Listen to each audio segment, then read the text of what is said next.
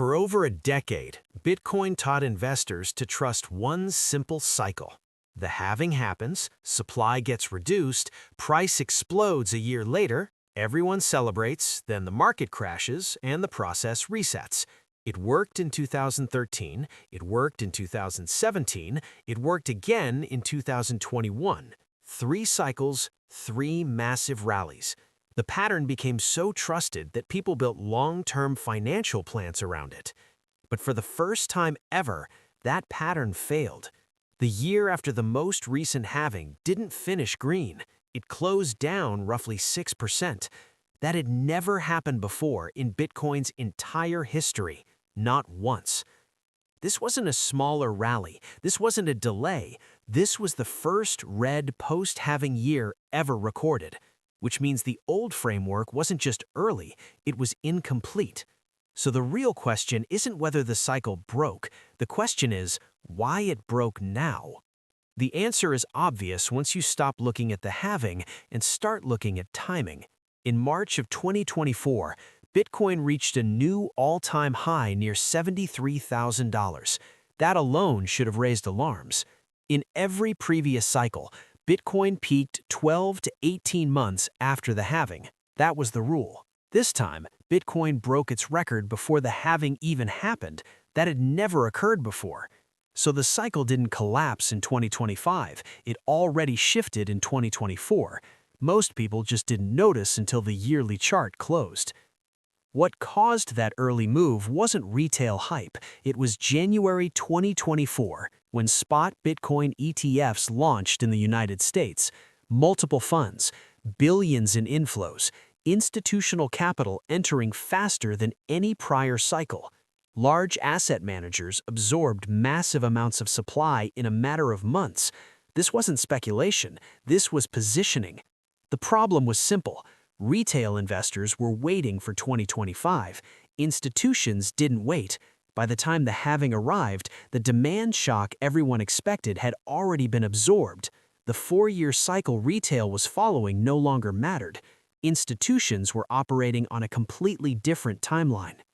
And here's where the wealth transfer happened. Retail investors learned the old rules. Halving year is steady, the following year explodes, then comes the bear market. So in 2024, retail stayed patient. They stayed on the sidelines waiting for confirmation. Institutions didn't do that. They accumulated through ETFs while retail hesitated. When Bitcoin finally surged later in 2025 and pushed into new highs, institutions began locking in profits. Retail finally believed the move was real and started buying. Price reversed shortly after. This wasn't bad luck. This was structure. The halving cycle wasn't just a market pattern, it functioned as a wealth transfer mechanism. And this time, institutions didn't need retail to front-run them. ETFs removed that dependency entirely. But this isn't the bearish part. This is where it actually gets constructive. The cycle didn't die, it evolved. The halving was never the real driver of price action, liquidity was. Every major Bitcoin crash lined up with central banks tightening policy and draining liquidity. Every major rally coincided with rate cuts and monetary expansion. The halving simply overlapped with those cycles for years, creating the illusion of causation.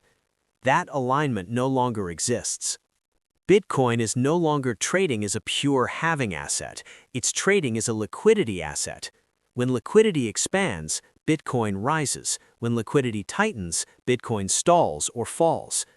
That's why Bitcoin moved sideways through much of 2025, even after the halving occurred. Rates were still high, liquidity was constrained, the macro environment wasn't supportive yet. Now that environment is changing, rates are falling, liquidity is improving, and Bitcoin is compressing again. Major research desks expect new highs in 2026, not because of the halving, but because liquidity conditions are shifting. The old strategy was to wait for the halving and count months on a calendar. The new strategy is to track central banks, global liquidity, and capital flows. Bitcoin's correlation with global money supply remains extremely high. When money expands, Bitcoin follows. So heading into 2026, the takeaway is simple. Stop relying on broken timing models. Institutions don't trade calendars, they trade macro conditions.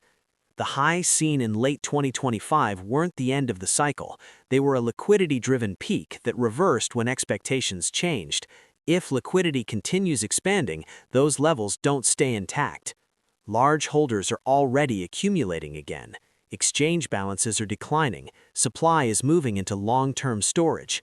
Bitcoin is maturing, volatility is compressing, consolidations are getting longer, institutional involvement is getting deeper. This isn't a retail mania cycle anymore, it's accumulation happening quietly. The old rules had to break for Bitcoin to evolve into a real macro asset. That's not bearish, that's the thesis playing out. Retail expected 2025 to deliver fireworks. Institutions made sure the move happened earlier. Now liquidity is turning supportive again. Bitcoin is still well below its highs, and the macro environment is stronger than it's been in years. The halving playbook no longer controls price, liquidity does. And once you understand that shift, you stop chasing patterns and start following capital.